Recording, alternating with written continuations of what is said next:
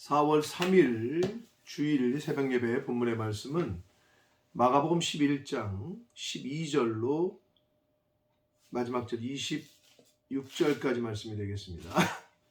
마가복음 11장 12절로 26절까지 말씀을 통해서 함께 은혜를 나누도록 하겠습니다.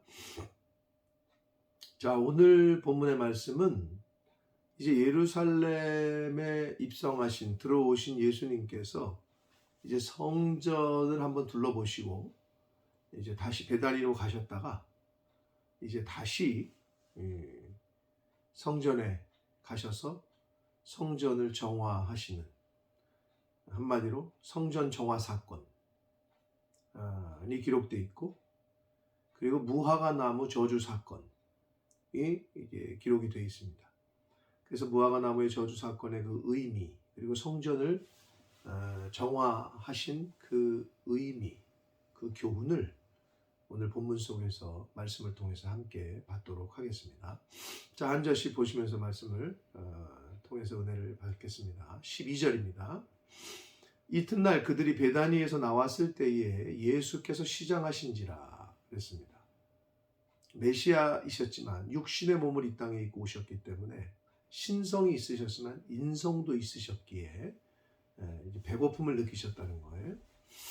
자, 그래서 13절 멀리서 잎사귀 있는 한 무화과 나무를 보시고 멀리서 보셨다는 거예요.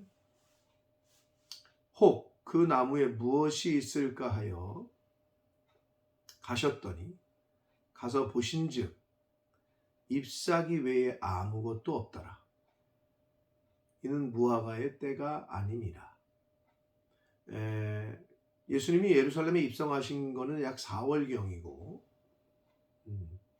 무화과가 익을 때는 사실은 그 8월과 9월, 10월 이때가 제철입니다. 그러니까 아직 때가 아니었다는 거죠. 자, 그래서 이 말씀의 이걸 비유적으로 이제 알레고리적으로 해석을 하자면 멀리서 봤다. 그랬더니 잎사귀가 많아요. 멀리서 봤다. 이거는 외모를 보는 거죠. 많은 사람들이 외모를 봅니다. 저 사람 아주 뭐 잘생기고 아주 얼굴도 그렇고 좋으네.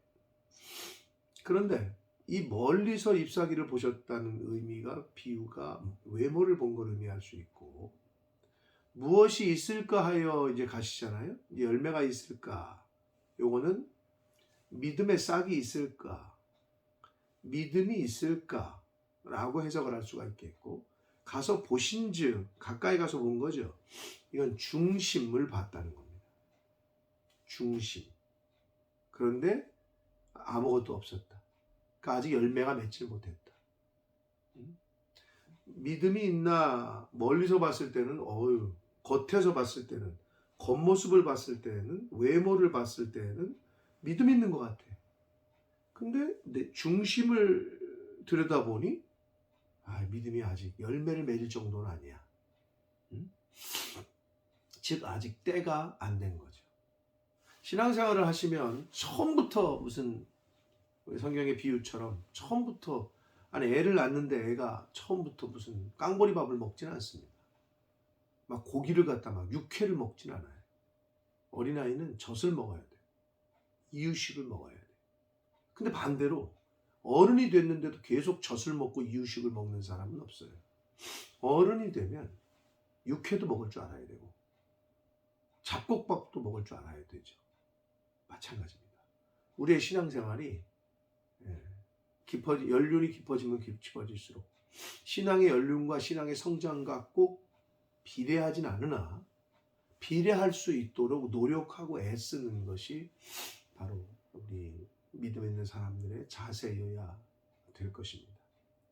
자, 그래서 이 무화과 나무의 비유를 그렇게 해석할 수 있다. 자, 그런데 마가복음에는 예수님이 성전에 들어가셨다가 그리고 이 무화과 나무 비유가 중간에 껴있고 그리고 성전 정화 사건이 15절 이하에 나왔단 말이에요. 근데 마태복음에는 바로 나와요. 이 두 밖에 있어요. 무화과나무 사건과 성전 정화 사건이. 왜냐하면 마가는 이걸 시간 순으로 저녁에 배달인으로 가셨다가 아침에 성전으로 다시 오시다가 무화과나무 잎을 본 거고, 이게 시간 순으로 기록을 한 거고, 마태는 주제별로 성전에 들어가셨다, 성전을 정화하셨다, 이걸 시간을 좀 뒤바꿔서 주제별로 기록을 했기 때문에 그런 차이가 있다. 이걸 참고로 말씀드립니다. 자, 계속해서 14절 봅니다. 예수께서 나무에게 말씀하여 이르시되 이제부터 영원토록 사람이 네게서 열매를 따먹지 못하리라 하시니 제자들이 이를 들었다. 자, 이 비유는 결국은 무화과 나무의 본부는 열매를 맺는 건데 아직 그렇게 하지 못한 것에 대한 심판으로 볼 수 있는데, 이건 어떤 비유적인 해석이냐?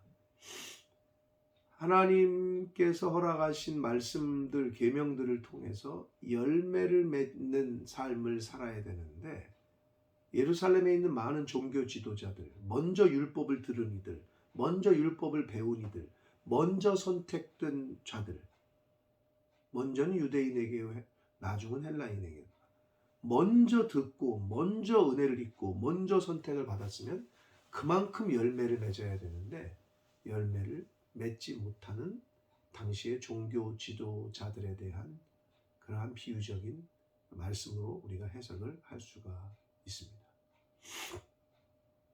자, 이제 성전 정화 사건, 이제 그러고 나서 성전으로 들어가십니다. 15절입니다. 그들이 예루살렘에 들어가니라. 예수님과 제자들이. 예수께서 성전에 들어가사, 제가 어제도 말씀드렸어요. 예루살렘에 들어간다, 성전에 들어가신다, 이런 의미는 우리 몸이 성전이라고 바울이 가르쳤잖아요. 하나님께서, 예수님께서 우리 안에 들어오시는 것을 의미합니다. 하나님의 말씀이, 천지를 창조하신 생명의 말씀이 우리 안으로 들어오시는 거예요. 내 안으로, 내 중심으로. 자, 그렇게 생각하고 들으시란 말이에요. 들어오십니다. 성전 안에서, 내 안에서 매매하는 자들을 내쫓으신다. 내 안에 있는 더러운 것들, 육적인 생각들, 정욕들, 악한 생각들, 음란한 생각들, 이것들을 내쫓으신다는 거예요. 돈 바꾸는 자들의 상과 비둘기 파는 자들의 의자를 둘러 엎으시며 아무나 물건을 가지고 성전 안으로 지나다니면 허락하지 아니하셨다. 무슨 말입니까? 내 안으로 생명의 말씀, 진리의 영이 들어오면 내 안에 있던 거짓되고 악하고 더럽고 추악하고 부정한 것들이 다 내쫓김을 당한다는 거예요. 그리고 첫 번째는 드러난다는 거예요. 진리가 들어오면, 빛이 들어오면 어둠에 있는 것들이 드러납니다. 예수님께서 성전에 들어가셔서 성전에서 잊지 말아야 할 것들, 일어나서는 안 되는 일들, 이런 것들을 다 내쫓고 정화하고 정결케 하시는 일을 하십니다. 우리 안에 하나님의 영이, 성령이, 말씀이 들어오면 이런 일을 하신다는 거예요. 17절 봅니다. 이에 가르쳐 이르시되 기록된 바 내 집은 만민이 기도하는 집이라 라고 가르치셨어요. 이 성전은 기도하는 집이지 하나님을 만나는 곳이고 예배하는 곳이지 장사하는 곳, 시장통이 아니다 라고 말씀을 하십니다. 기도하는 집이라 칭함을 받았거늘 이사야 56장 7절의 말씀을 인용하면서 근데 너희가 강도의 소굴을 만들었다라고 말씀합니다. 강도의 소굴. 그러니까 일어나지 말아야 될 일들이 성전에서 일어났고 하지 말아야 될 일들을 하지 말았어야 했다. 이런 교훈의 말씀입니다. 그러면서 18절 대제사장들과 서기관들이 듣고 그 말씀을 듣고 예수를 어떻게 죽일까 하고 꾀했다. 아니 가르쳐야 될 걸 가르치고 반드시 성전에서 일어날 일이 일어나야 되고 일어나지 말아야 될 일들을 일어나지 않아야 된다고 말씀하셨는데 왜 대제사장들과 서기관들, 율법을 알았고 먼저 들은 이들, 먼저 하나님의 은혜를 입은 이들이 왜 예수님을 죽이려고 했을까요? 그 이유가 밑에 나오는데, 이는 왜냐하면 무리가 다 그의 교훈을 놀랍게 여김으로 그를 두려워했다. 즉 예수님이 진리의 본체시니까, 아무튼 예수님이 진실을 말씀했어요. 진리를 가르쳤어요. 진리를 가르치고 교훈했는데 죽이려고 했어요. 사랑하는 성도 여러분, 어둠은 빛이 없어야 어둠의 역할을 합니다. 빛이 오는 순간 어둠은 사라져요. 진리가 오는 순간 거짓은 사라집니다. 성령이 임하는 순간 거짓된 영은 사라집니다. 예수님이 오시는 순간 귀신은 내쫓김을 당합니다. 그렇기 때문에 죽이려고 하는 거예요. 세상은 진리를 죽이려고 해요. 거짓된 세상은 진실을 말하는 사람, 정직한 사람을 죽이려고 해요. 내쫓으려고 해요. 바로 그거예요. 사랑하는 성도 여러분, 거짓된 이 세상에서 하나님의 말씀을 쫓아 진리대로 정직하게 살려면 고난을 받으실 겁니다. 그 고난당함을 이상히 여기지 말라 라고까지 예수님은 가르쳐 주셨습니다. 예수님도 죽이려고 했는데 하물며 우리겠어요? 19절 봅니다. 그리고 날이 저물매 그들이 성 밖으로 나가더라. 자, 예수님께서 당신의 집으로 오신 거죠, 사실은. 성전으로. 근데 다시 나가셨다. 자, 15절에 들어갔다. 예루살렘에 들어갔다. 성전에 들어가사. 근데 19절에 나가셨다.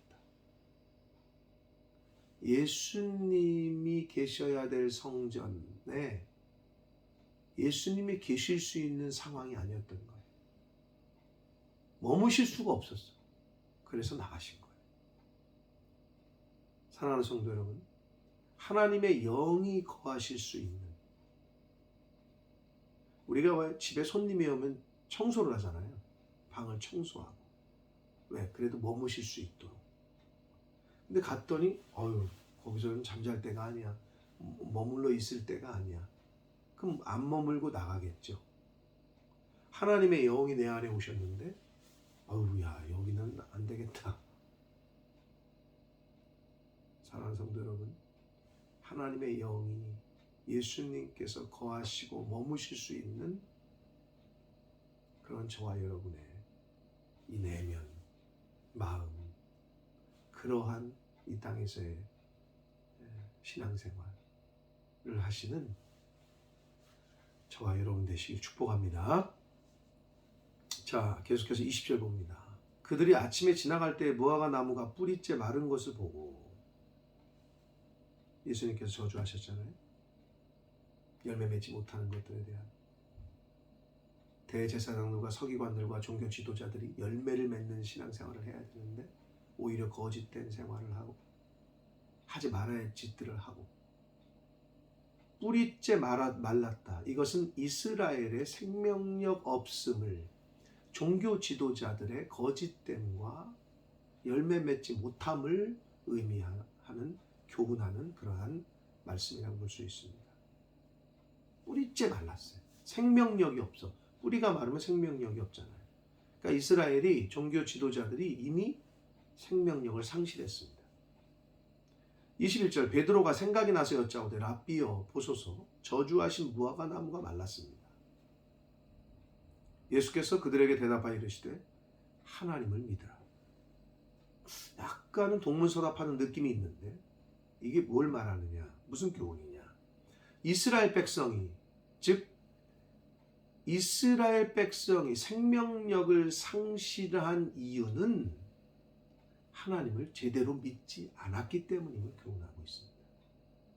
믿는 크리스찬들이 생명력을 상실하고 능력을 상실하고 하는 이유는 하나님을 제대로 믿지 않기 때문입니다. 하나님을 하나님으로 제대로 믿고 나의 주권자로, 통치자로, 이 세상의 주관자로 믿으면 거기에서 생명력이 일어나요. 그런데 믿지 못하기 때문에 생명력이 없는 거예요. 그래서 예수님께서는 베드로의 질문에 대해, 말에 대해 하나님을 믿으라 라고 말씀합니다.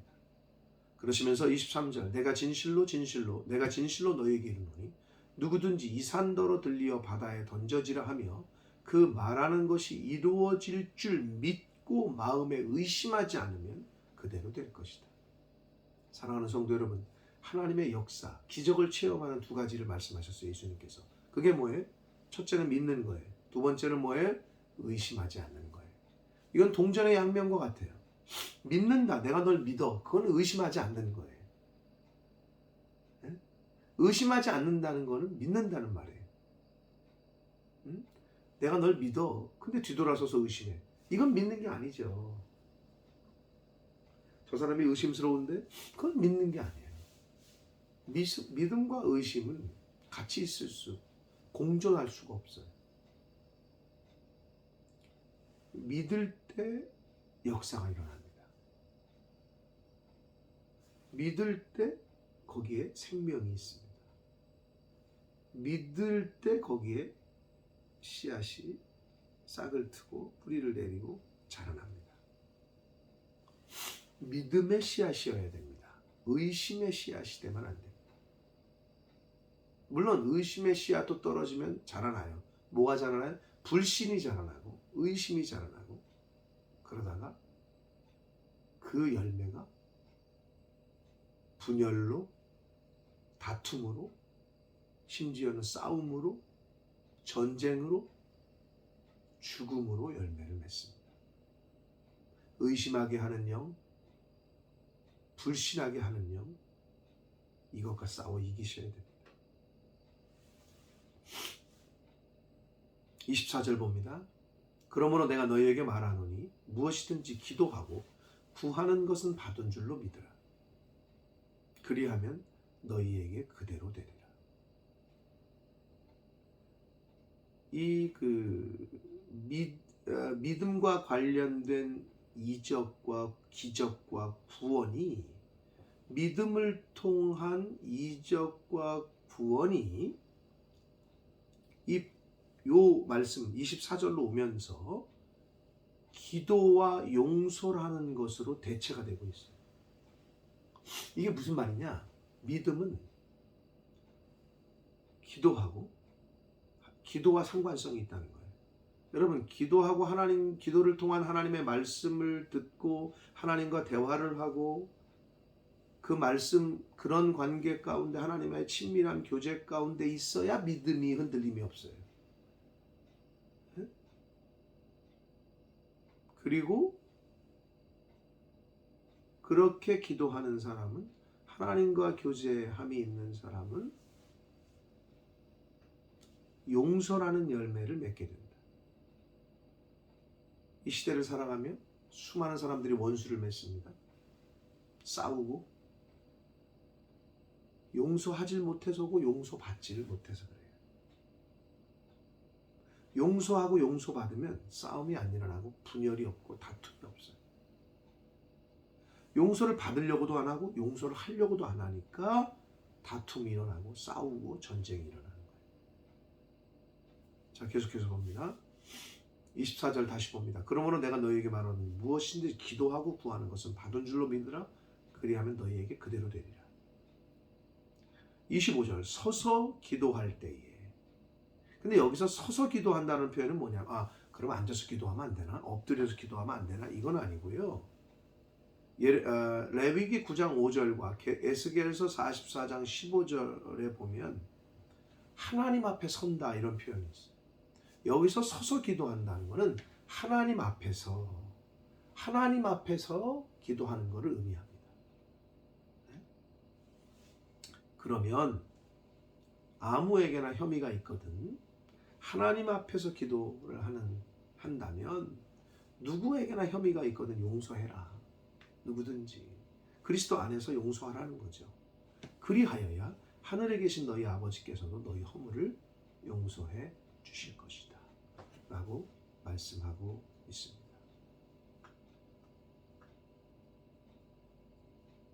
마태복음 5장에 보면 마태복음 5장 23절과 24절에 보면 하나님께 제물을 바치기 전에 즉 하나님께 예배드리기 전에 먼저 가서 형제와 화목하라 라는 것을 가르쳤어요. 서로 용서하고 화목하고 나서 예배를 드리라는 거예요. 그래야 하나님이 받으신다는 거예요. 사랑하는 성도 여러분, 누군가를 용서하고 용서를 받는 것, 그래서 다투고 싸우던 관계가 하나가 되고 일치가 되고 화합하고, 이것이 하나님의 영의 역사고 이것이 하나님께서 원하시는 것입니다. 사람들과 등지고 분열하고 나누고 싸우는데 나는 하나님하고는 하나야. 죄송하지만 이건 맞지 않습니다. 하나님과 단일을 이루고 있는 사람은 사람들과도 싸우지 않습니다. 자기가 손해를 볼지언정, 자기가 욕을 먹을지언정, 자기가 누명을 쓸지언정. 사랑하는 성도 여러분, 오늘 이 무화과 나무를 통한 교훈과 성전 정화 사건을 통한 교훈, 성전으로 들어가셨다, 거기서 뒤집어 엎으시고 정결케 하시고 나오셨다, 이런 의미가 어떤 의미가 있는지를 제가 오늘 말씀을 통해서 함께 나눴습니다. 바라기는 하나님의 영이 말씀이 내 안에 들어오실 때, 그리고 내 안에 들어와 내 속을 비추고 조명하시고 내 안에 있는 더러운 것들을 들추시고 하실 때, 말씀에 순종하여 생명의 법을 따라 내 안을 바울의 표현처럼 나는 매일 죽노라, 내 속에 있는 더러운 것들을 잘라내고 버리고 태우고 죽이고 할 수 있는 저와 여러분 되시기를 축복합니다. 그리고 의심의 씨앗이 아니라 믿음의 씨앗이 내 안에 뿌리를 내리고 자라날 수 있도록, 믿음의 기도는 역사하는 힘이 크다고 했습니다. 믿음으로 기도하는 사람은 용서하기도 하고 용서받기도 합니다. 그래서 화합하고 단일을 이루고 평안을 이루고 일치하고, 그러한 역사가 저와 여러분 개인에게, 그리고 여러분의 가정에, 몸된 교회에 일어나기를 예수 그리스도 이름으로 축복합니다. 기도하겠습니다. 살아계신 하나님 아버지, 감사와 찬송과 영광을 올려드립니다. 하나님의 은혜로 오늘도 생명 주시고 복된 주의를 허락하시고 하루를 시작하며 하나님의 말씀을 통해 함께 교훈받게 하시니 아버지 감사합니다. 아버지, 오늘 주신 말씀을 가슴에 새기고 하나님이 생명 주시는 날 동안에 이 땅에 살아갈 때에 하나님의 영이 내 안에 들어오실 때 아멘으로 화답하고 응답하여 내 마음 중심에 모시게 하시고, 그 생명의 빛이, 그 말씀이 내 안을 조명하고 둘러보고 드러나게 할 때에 내 부끄러움과 치부가 드러나더라도 버려야 될 걸 버리고 죽여야 될 걸 죽이는 은혜가 있게 하여 주옵소서. 하나님과의 영적인 교제가 늘 기도함으로 친밀하게 해주시고, 하나님께 용서를 구하고 용서받기를 원하는 것처럼 다른 사람들도 용서해주고 용서받을 수 있는 그러한 이 땅에서의 삶이 되는 삶을 살아가는 저희들 모두가 되도록 주님 은혜 내려 주옵소서. 예수 그리스도 이름으로 축복하며 기도 올려옵나이다. 아멘.